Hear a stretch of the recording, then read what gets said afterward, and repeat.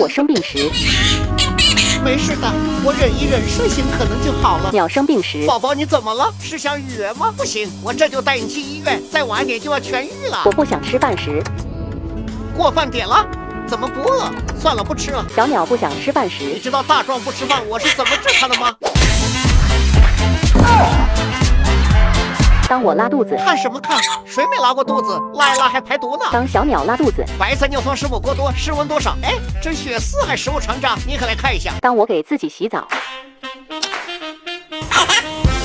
给鸟洗澡，放上玩具、点心、音乐，还专门为它换了气泡热水器，它比普通热水器多一个测温点，调温更灵敏，有中家院1级恒温认证，家里多数同时用水也不会忽冷忽热。我还加了3万块升级了气泡洗功能，不仅可以深度清洁小鸟羽毛，滋润皮肤，还可以去除食物农残激素，安装还不花钱，而且整机质保10年。给自己买东西时，这啥呀？就敢要9块？算了，忽然也不是很想要。